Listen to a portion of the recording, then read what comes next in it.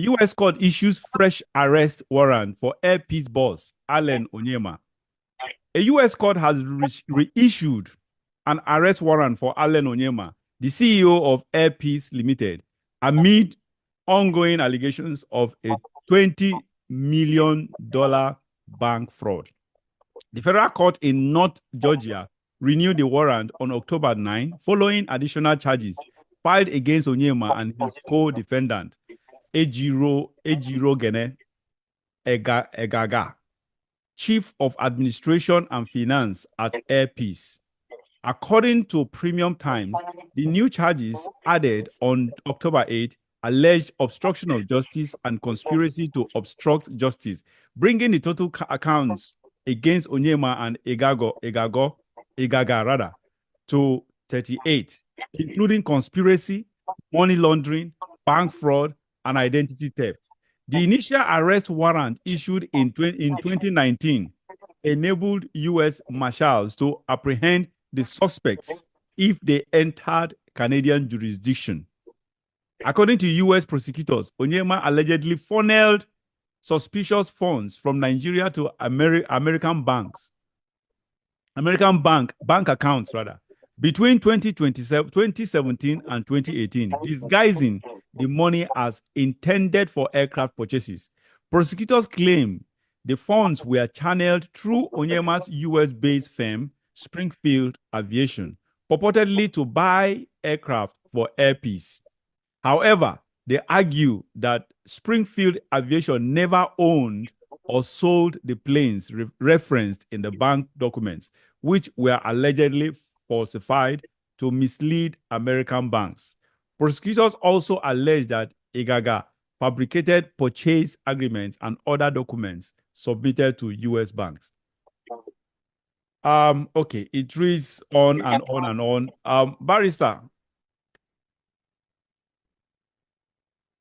what is your thought on this? Because when I read this, I was shocked actually. So it means that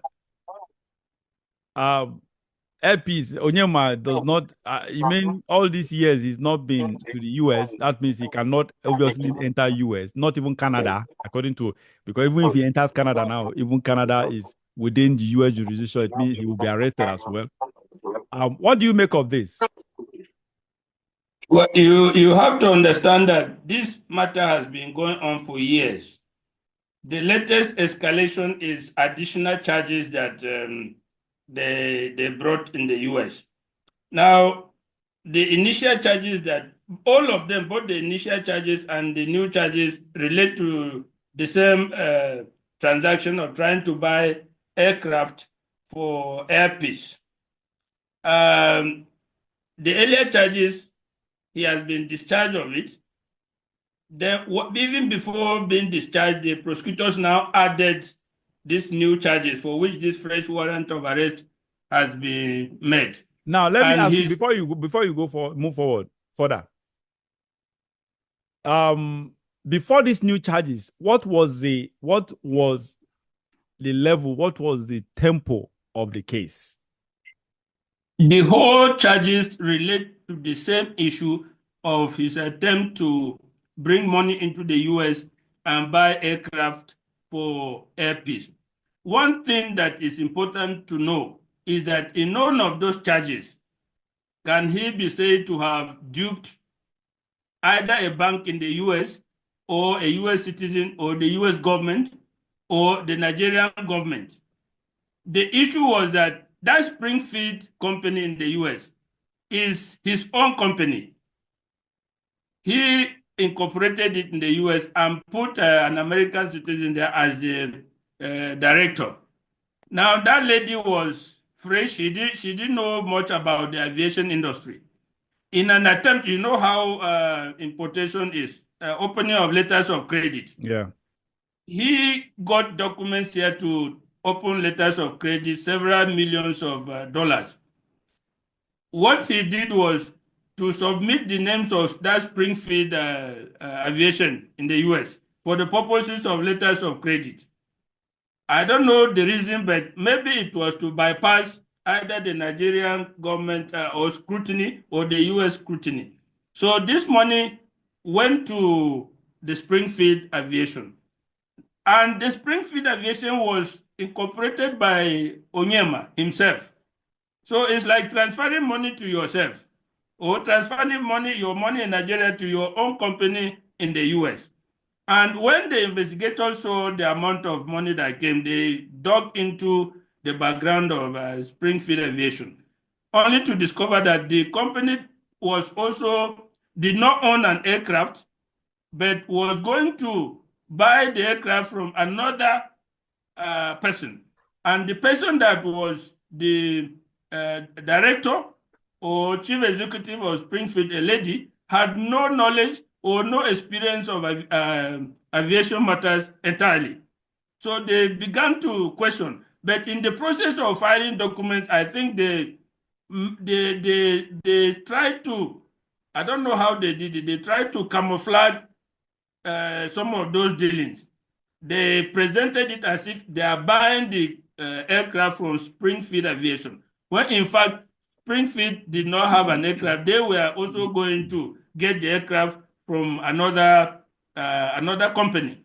So I do not know how that violated the U.S. law, but they said they misled the banks, saying that they were buying aircraft from Springfield, where in fact Springfield had no aircraft. So that was the starting point. And now, those were my own question is, when did this thing escalate, the legal stuff?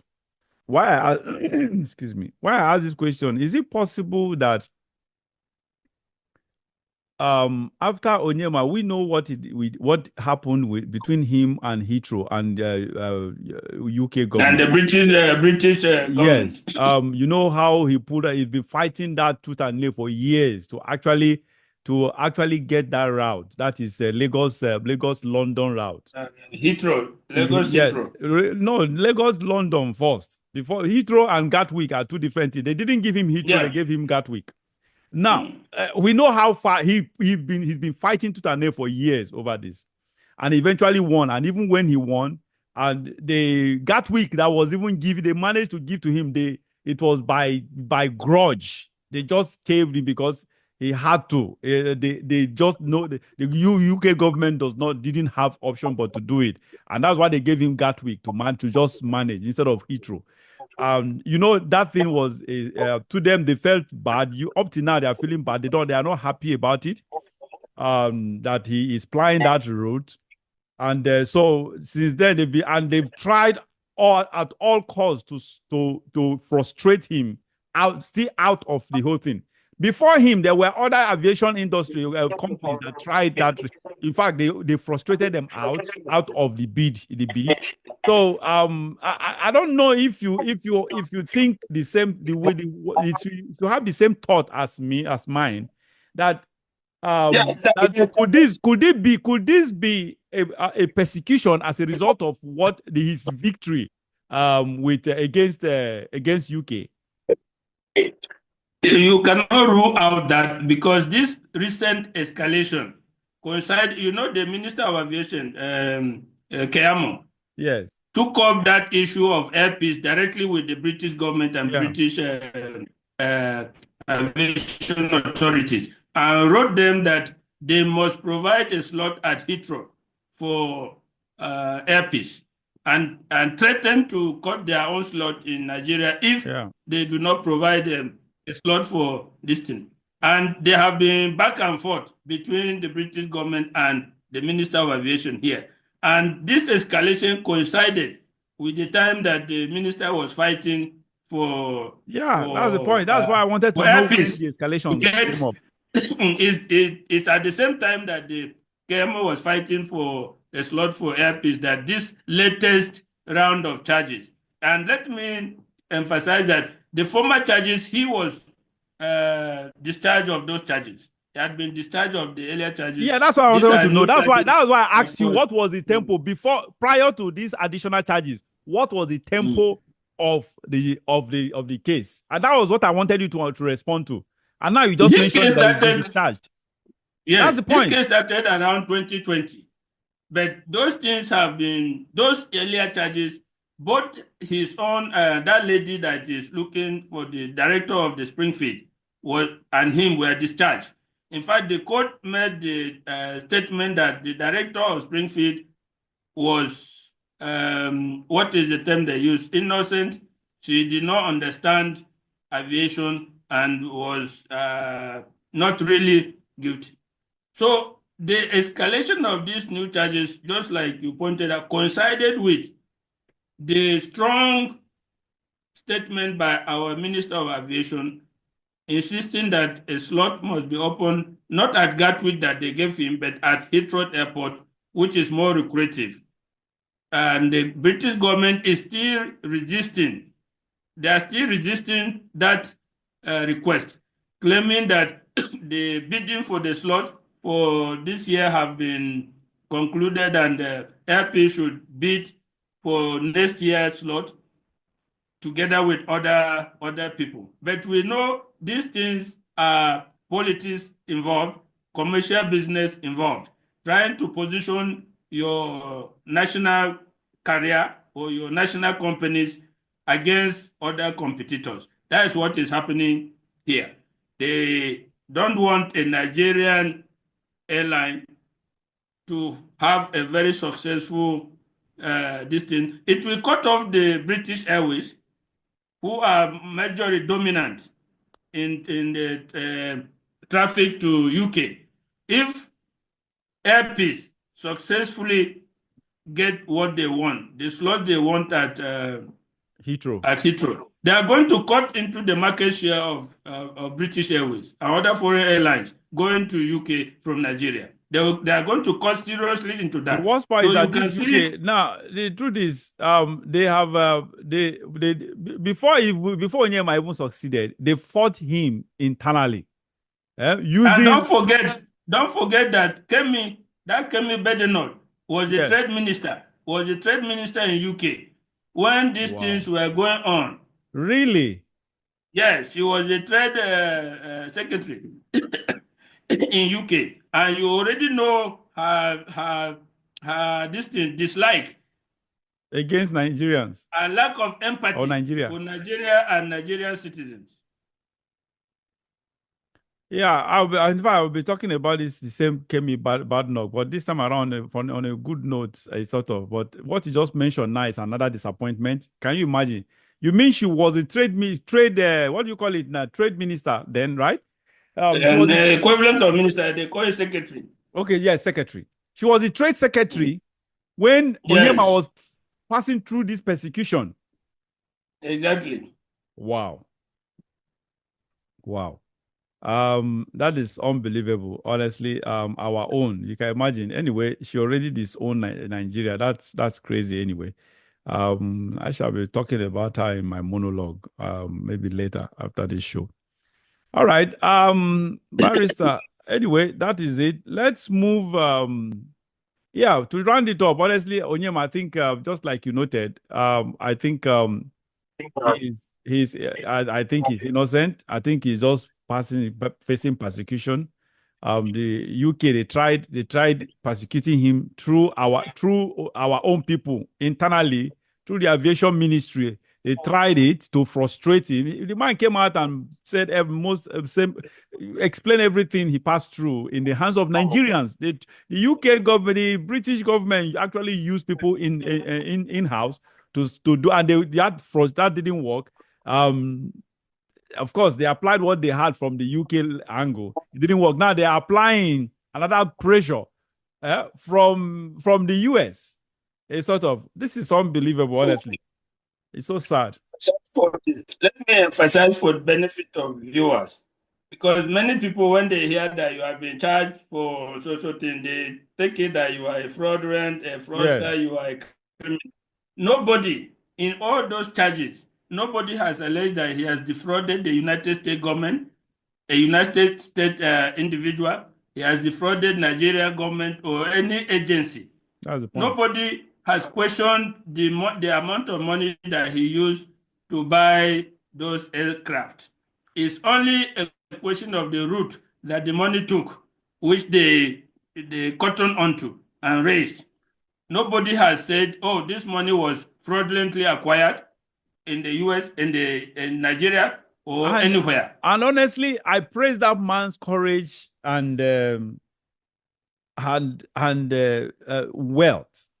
That man must be rich. I know, of course, not his money, but banks are involved. But honestly, for him, do you know that those aircrafts were bought with cash, not lease? That is one of the things that raised red flags in the US, that started the investigation when they saw that amount of cash. Buying this, people don't buy aircraft with cash. Honestly, cash. But Man, that guy is rich. A Nigerian. They saw a Nigerian coming with millions of dollars cash to buy several airplanes. Look, for those of you who are watching, honestly, buying an aircraft, it is not a child's play. A commercial aircraft. Now, let me explain something. Because so many people think all these big companies, big aircraft companies, organizations, Lufthansa, KLM, Delta Airline, United Airline, all those big whatever, all of them are on lease. What they call wet lease. What they call wet lease. Wet lease, yes. Wet lease, a long-term stuff or whatever. So that is just it. But none of them bought their aircraft with cash. None of them. All of them are all these multinational aircraft companies, or not aircraft companies, airline companies. They are on lease. But this man, our own, for God's sake, bought his own aircraft. These aircrafts are owned by Airpeace. He owns them. Wow.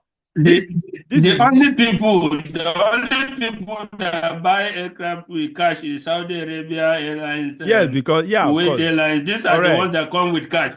So when you see a Nigerian coming with cash, it triggers alarm bells everywhere. Yeah, people. It triggers alarm bells everywhere. They want to see Africans prosper.